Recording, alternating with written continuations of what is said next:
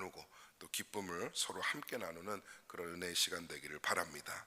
자, 오늘 우리에게 주시는 하나님의 말씀 같이 봅니다. 마태복음 27장 57절에서 66절까지의 말씀입니다.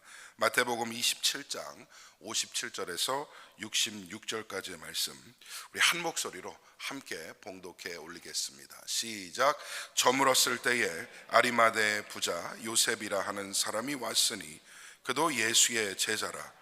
빌라도에게 가서 예수의 시체를 달라 하니 이에 빌라도가 내주라 명령하거늘 요셉이 시체를 가져다가 깨끗한 세마포로 싸서 바위 속에 판 자기 새 무덤에 넣어두고 큰 돌을 굴려 무덤 문에 놓고 가니 거기 막달라 마리아와 다른 마리아가 무덤을 향하여 앉았더라.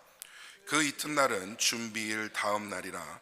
대제사장들과 바리새인들이 함께 빌라도에게 모여 이르되 주여, 저 속이던 자가 살아있을 때에 말하되 내가 사흘 후에 다시 살아나리라 한 것을 우리가 기억하노니 그러므로 명령하여 그 무덤을 사흘까지 굳게 지키게 하소서. 그의 제자들이 와서 시체를 도둑질하여 가고 백성에게 말하되 그가 죽은 자 가운데서 살아났다 하면 후의 속임이 전보다 더 클까 하나이다 하니 빌라도가 이르되 너희에게 지키니라. 아멘. 오늘 여러분과 함께 닫혀진 무덤, 돌을 인봉하고 무덤을 굳게 지키니라 라는 제목으로 하나님의 말씀 나누고 기도하는 시간 갖겠습니다. 결국 예수님께서 십자가에서 숨을 거두셨습니다. 모든 것이 끝난 것처럼 보였습니다. 모였던 사람들은 하나둘씩 흩어지기 시작했습니다. 이제까지 가지고 있었던 예수님을 향한 기대와 소망이 전부 깨어진 것처럼 보였습니다. 심지어 주님을 가까이서 따르던 제자들 역시도 뿔뿔이 흩어져 버렸습니다. 만왕의 왕이자 인류를 구원할 메시아인 줄 알았는데 너무나 허무하게도 끝이 난 것처럼 보였습니다. 이제 남은 것은 예수님의 시신을 처리하는 것밖에 없었습니다. 자, 그런데 난감한 상황이 벌어진 겁니다. 예수님의 무덤이 미리 준비되어 있지 않았습니다. 만약에 제자들이 남아 있었더라면 시신을 정리하여서 어떻게든 매장했겠지만 이들이 없어진 거죠. 뿔뿔이 다 흩어진 겁니다. 남아있던 몇 명의 여인들은 일을 감당하기에는 여력이 되지 않았습니다. 이때 하나님께서 미리 예비하셨던 한 사람, 바로 아리마대 요셉이 등장을 합니다. 이 사람이 총독 빌라도를 찾아가요. 그리고 내가 뒤처리를 다 할 테니 예수님의 시신을 나에게 주소서라고 요청을 하는 것이죠. 빌라도 입장에서도 거부할 이유가 없습니다. 어차피 골치 아픈데 이 예수의 시신 어떻게 처리할지 골치 아픈데 사실 한시름 덜 수 있는 것이죠. 더군다나 주님이 십자가 위에서 돌아가실 때에 발생했던 여러 가지 일들, 지진이 일어나고 무덤이 터지고 성소의 휘장이 갈라지고 했던 이 모든 사건들 때문에 이 유대 안에서 큰 소란과 지금 소문들이 돌고 있었을 겁니다. 그러니까 빌라도 역시도 부담스럽고 두려운 것이죠. 그래서 그렇게 정식 허가를 받고 요셉이 깨끗한 세마포로 예수님의 시신을 쌉니다. 그리고 원래는 자기가 들어가려고 준비했던 새 무덤에 주님을 모시는 것이죠. 이때 막달라 마리아와 다른 마리아가 와서 무덤을 향해 앉아서 유심히 지켜보고 있습니다. 다음 날 유대 종교 지도자들이 빌라도 앞에 전부 다 모이게 됩니다. 그리고 예전에 예수가 살아 있었을 때 사흘 만에 다시 살아날 것이다 라고 말한 것 우리가 기억을 하고 있으니 혹시 예수를 따르던 제자들이 몰래 시신을 가져다 놓고 부활했다라고 해버리면 또 헛소문이 돌고 또 골치 아파지고 그럴 테니까 뭔가 조치가 필요하다라고 회의를 했습니다. 빌라도는 유대 지방을 다스리는 총독이었기 때문에 가장 이 사람에게 중요한 건 공공의 질서죠. 그래서 이런 소란이 또 나면 안 되니까 또 로마한테도 잘 보이고 유대인들을 또 잘 다스려야 하니까 예수가 부활했다라는 이 소문이 득될 게 하나도 없는 것이죠. 그래서 병사들을 동원하여 무덤을 인봉하고 아무도 출입하지 못하도록 지키게 합니다. 이렇게 예수님의 무덤이 닫히게 되었습니다. 하지만 사람이 부활을 막을 수는 없는 줄 믿습니다. 그렇게 틀어 막았지만 결국 주님은 사흘 만에 부활하시고 죽음의 권세를 이기신 줄 믿습니다. 그렇기 때문에 우리는 내일 감사와 감격 가운데에 부활주일 예배를 드릴 수 있는 것입니다. 오늘은 본문에 등장하는 세 부류의 사람들을 놓고 함께 묵상해 보기를 원합니다. 주님의 역사는 반드시 성취됩니다. 그 사이에 쓰임받는 사람이 있고 방해하는 사람이 있을 뿐입니다. 그 어떤 것도 막을 수 없는 주님의 역사에 동참하시고 또 쓰임받는 성도들 다 되시기를 간절히 축복합니다. 첫 번째로 주님의 역사를 막아서는 사람들이 있습니다. 주님의 역사를 막아서는 자가 누구인가? 이 말씀에서 우리가 분명히 볼 수 있는 것이죠.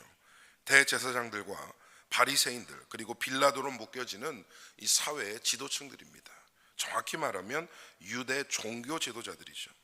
이들은 처음부터 예수님을 싫어했습니다. 어떻게든 주님의 입을 다물게 하고 싶었고 예수님의 영향력이 커지는 것을 매우 경계했던 사람들이죠. 눈의 가시처럼 여겼던 겁니다. 그런데 생각을 해보면 예수님의 공생의 사역이 이들 때문에 위축이 되거나 사그러졌습니까? 이들 때문에 주님이 하실 일을 못하시고 하실 말씀을 못하셨냐라는 것이죠. 그들의 핍박이 커질수록 예수님의 권능과 가르침은 더욱 멀리 퍼지게 되었습니다. 방해하면 할수록 주님을 따르는 사람의 수가 더 많이 늘어났던 것입니다. 이들은 큰 좌절을 경험했을 겁니다. 또 큰 위협도 느꼈을 것입니다. 급기야 안 되니까 이제는 죽여야겠다라는 생각까지 한 겁니다.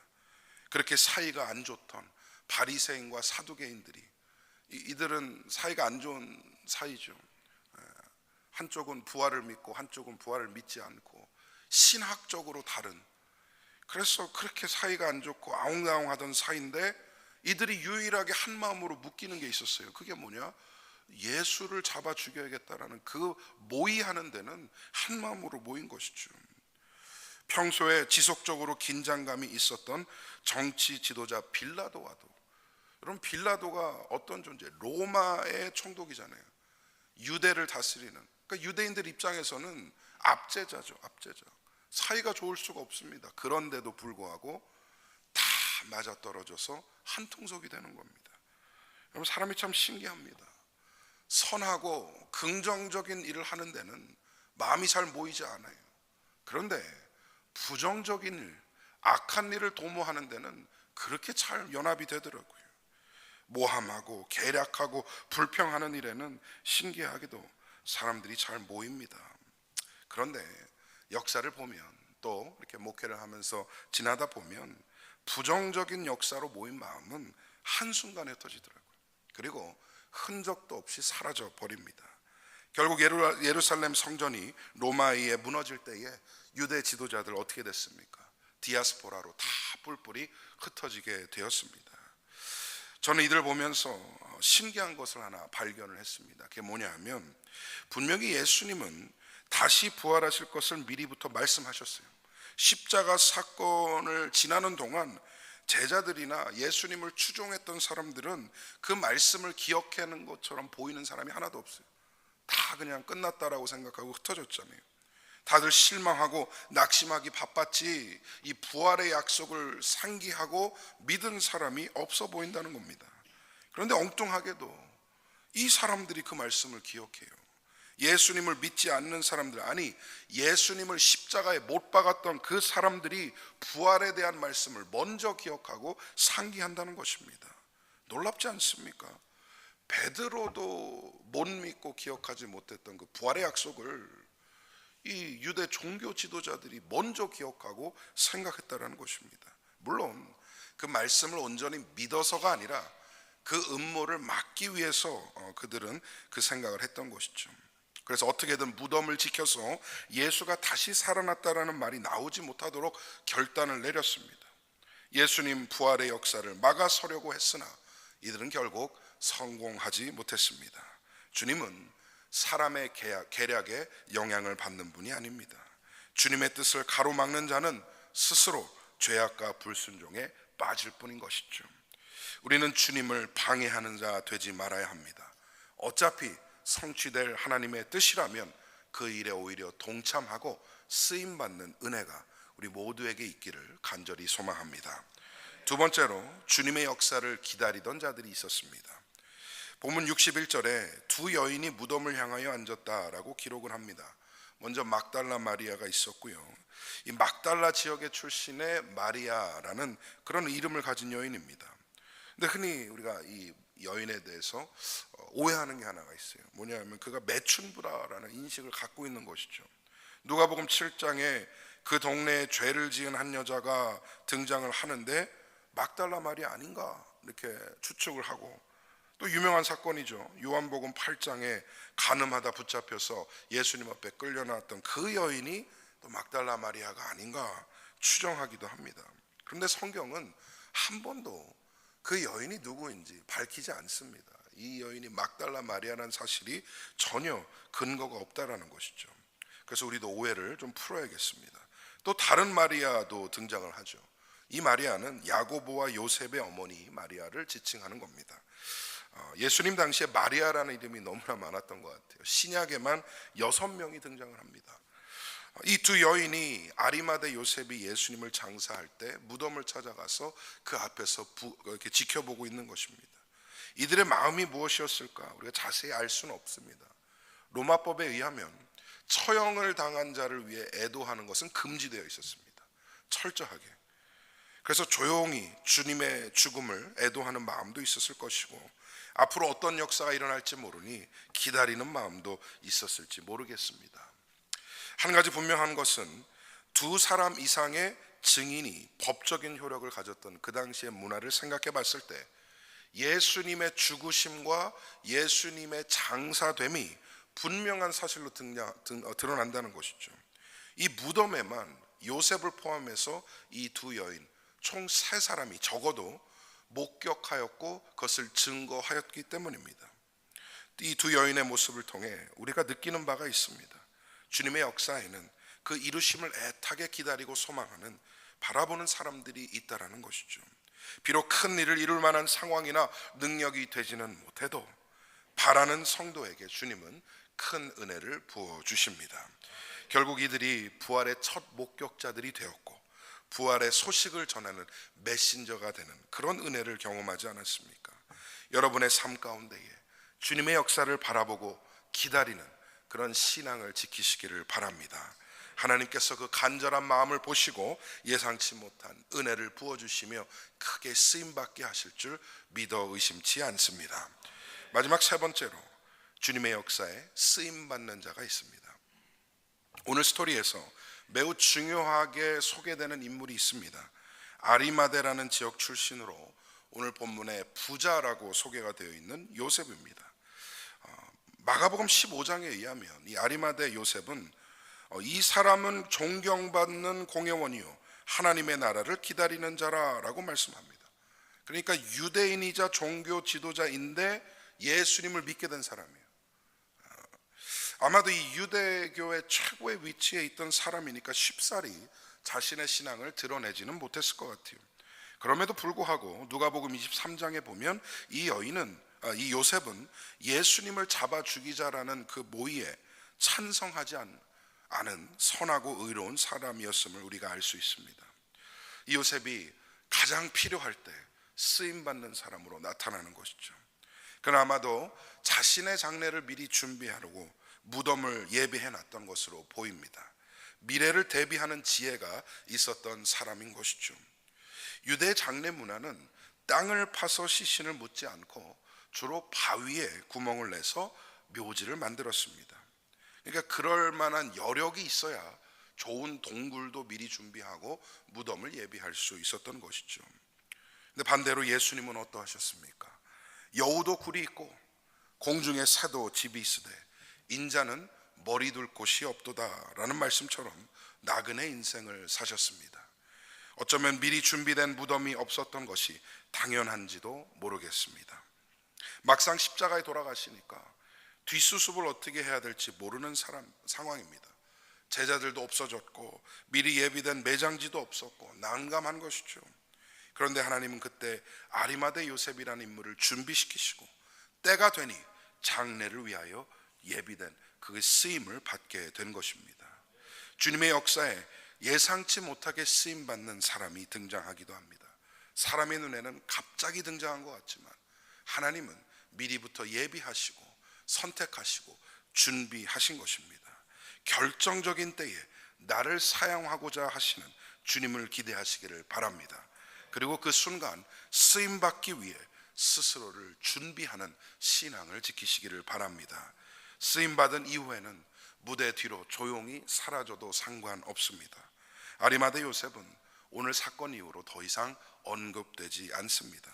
하지만 오늘날까지 우리는 그를 성경 속에서 기억하며 또 묵상하고 있지 않습니까? 주님이 아시면 됩니다. 주님이 아시는 거면 충분합니다. 주님께 쓰임받고 나는 역사의 무대 뒤로 조용히 사라져도 좋다라는 그 마음을 우리가 품어야 합니다. 요셉처럼 주의 역사에 쓰임받는 일꾼들 다 되시기를 간절히 축복합니다. 이제 예수님의 무덤은 굳게 닫혔습니다. 심지어 큰 바위로 인봉되어졌고 병사들이 그 앞에서 지키기까지 하고 있습니다. 이것은 역사적으로 볼 때 사람의 힘으로 무덤을 열어서 시신을 빼돌렸다라는 말이 성립되지 못하게 합니다. 어떤 인간적인 공작도 불가능해졌기 때문입니다. 그런데 결국 그 무덤이 열리게 되었죠. 그리고 예수님의 시신은 사라졌습니다. 둘 중에 하나일 것입니다. 진짜 누군가 빼돌렸거나 아니면 진짜 부활하셨거나. 우리는 부활하신 주님을 믿습니다. 아까 사람이 건드리는 것 불가능하다라고 설명을 드렸잖아요. 그러니까 결국 부활의 역사가 자명한 것이에요. 예수님 살아나셨습니다. 부활은 역사적인 사실입니다. 이것은 거부할 수 없는 실제의 역사의 한 사건인 줄 믿습니다. 이제 우리는 예수님의 부활을 기념하는 부활주의를 준비합니다. 부활은 예수님 한 분의 승리가 아닙니다. 구원받은 모든 성도의 구원이자 승리이자 소망인 것입니다.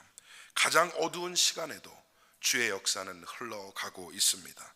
진행되고 있습니다. 완성되어지고 있습니다. 그 사이에 주의 역사를 기다리고 쓰임받는 삶이 되시기를 바랍니다. 저와 여러분이 주님 앞에 부활의 소망을 품고 하나님의 역사에 귀히 쓰임받는 귀한 성도들 다 되시기를 주님의 이름으로 간절히 축원드립니다. 우리 함께 기도하겠습니다. 먼저 주신 말씀 생각하며 함께 기도할 때에 이제 공동의 기도 제목들 세 가지를 놓고 기도하겠습니다.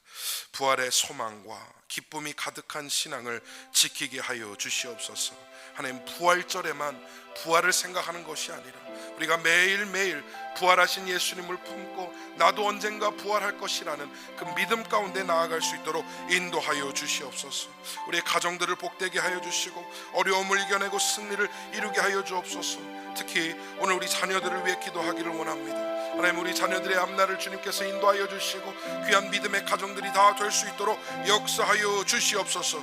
우리 교회를 위해 기도할 때에 어두운 세상에 복음의 빛을 비추는 그런 공동체 되게 하여 주옵소서. 절망에서 소망을 선포하는 그런 교회 되게 하여 주시옵소서. 우리 기도의 제목들을 놓고 합심하여 기도하겠습니다. 주님 앞으로 나아가는 모든 심령들 기억하여 주시옵소서. 부활의 소망과 기쁨이 가득한 신앙을 지키게 하여 주시옵소서. 하나님, 예수 그리스도의 부활이 곧 나의 부활인 줄 믿습니다. 그 소망과 그 승리가 곧 나의 승리인 줄 믿사오니 주여 인도하여 주시고 흔들리지 않는 믿음 가운데 승리를 이루게 하여 주시옵소서. 주여 역사하여 주시고 인도하여 주시옵소서. 우리 가정들을 위해서 기도합니다. 어려움을 이겨내게 하여 주시고 승리를 이루게 하여 주시옵소서. 함께 예수 믿는 그 기쁨을 누리게 하여 주시옵소서. 오늘 특별히 우리 자녀들을 놓고 기도하오니 주여 복의 복을 더하여 주시고 이들의 앞길을 주님 인도하여 주시옵소서. 우리의 자녀들이 주님께 귀히 쓰임받는 일꾼들로 아버지여 세워지게 하여 주시고 무엇보다도 믿음의 가정들을 이루어 아버지여 대대손손 이 신앙을 아버지여 물려줄 수 있도록 인도하여 주시옵소서. 믿음의 명문가들이 되게 하여 주옵소서. 예수 믿는 일에 쓰임받는 가문들 되게 하여 주시옵소서. 복음의 역사를 이뤄내게 하여 주시고 세계 선교에 쓰임받는 귀한 아버지 가정들이 다 될 수 있도록 인도하여 주시옵소서. 우리 교회를 위해서 기도합니다. 어두운 세상에 복음의 빛을 비추는 교회 되게 하여 주시고 절망 가운데 소망을 선포하는 아버지여 이 어둠 가운데 빛을 비추는 그런 공동체 되게 하여 주시옵소서. 오직 예수 그리스도만이 모든 지체들이 한마음 한뜻으로 주님을 섬기는 일에 귀히 쓰임받게 하여 주시옵소서. 주의 일을 기다리며 아버지 일을 위해 쓰임받는 아버지 아리마다 요셉과 같이 가장 필요할 때에 아버지 선택되어져서 쓰임받는 아버지 그런 성도들 다 될 수 있도록 역사하여 주시옵소서. 주의 은혜를 더하여 주시옵소서. 하나님 함께하여 주시고 이제 우리는 부활의 소망을 바라 나눌 때에 아버지 예수 그리스도의 부활이 우리 마음 가운데 확고하게 설 수 있도록 인도하여 주시옵소서. 큰 은혜 베풀어 주실 믿습니다. 내일 예배 가운데 임하여 주시고 주님 함께하여 주시옵소서. 함께하여 주시옵소서. 주님 역사하여 주옵소서. 인도하여 주시옵소서. 주님 감사합니다. 하나님 감사합니다. 어떻게 보면 오늘이 가장 어두운 시간이 아닐까. 예수님이 무덤에 묻히시고 그 입구가 돌로 봉인되어지는, 그리하여 인간의 힘으로는 도저히 부활을 이룰 수 없는 그런 어두운 상황 같지만 그 어두울 때도 하나님의 역사는 진행되고 있음을 믿습니다. 완성되어지는 줄 믿습니다. 결국 무덤이 열리고 예수 그리스도의 부활이 온 세상에 선포된 줄 믿습니다. 하나님, 우리는 하나님의 역사 가운데에 이를 방해하거나 또 해방하는 그런 역할 하지 않게 하여 주시고 주의 역사를 바라보며 가장 필요한 때에, 결정적일 때에 주의 오른손에 들려 쓰임받는 귀한 성도들 다 되게 하여 주시옵소서. 아리마대 요셉과 같은 신앙을 지키기를 원합니다. 쓰임받고 무대 뒤로 사라져도 그저 감사하며 주님만 아시는 줄 믿고 그것으로 충분하다 여길 수 있는 성숙한 신앙의 주인공들 다 되게 하여 주시옵소서. 부활을 준비하며 아버지 기쁨과 소망 가운데에 내일 예배를 바라보니 함께 하여 주시고 내일 예배 가운데 큰 역사와 영광을 드러내 주시옵소서. 우리의 가정들을 긍휼히 여겨주시고 어려움을 이기고 승리하는 일에 쓰임받게 하여 주시며 특히 우리 자녀들을 위해 기도하고 축복하니 하나님 이들의 앞길을 주님 주장하시고 믿음의 명문가로 다 세워질 수 있도록 인도하여 주옵소서. 복음의 이 불꽃이 세대를 건너가 또 물려지게 하여 주시고 또 하나님께 기이 쓰임 받는 가정들 다 되게 하여 주시옵소서. 우리 교회가 어두운 세상에 복음의 빛을 비추는 교회, 절망에서 소망을 선포하는 그런 교회 되게 하여 주시고 오직 예수 그리스도만이 머리 되시어 모든 지체들이 주님을 섬기며 주님을 따를 수 있는 아름다운 공동체 되게 하여 주시옵소서. 고난주간 특별 새벽기도에 한 주 동안 인도하신 주님의 은혜에 감사드리고 또 주신 은혜 우리 마음속에 간직하며 또 끊임없이 기도하는 삶으로 나아가고자 결단하는 모든 성도들에게 하나님의 역사와 하나님의 은혜와 승리를 부어 주시옵소서.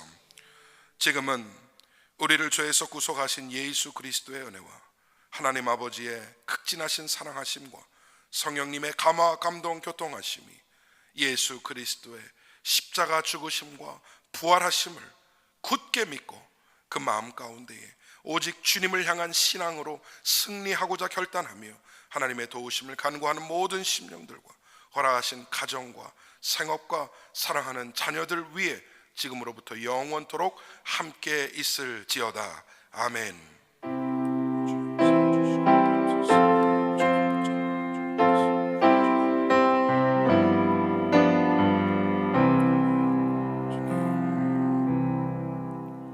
이어서 개인의 기도로 나아가도록 하겠습니다. 자유롭게 기도하시고 또 오늘 교제 함께 나누기를 원합니다. 기도하겠습니다.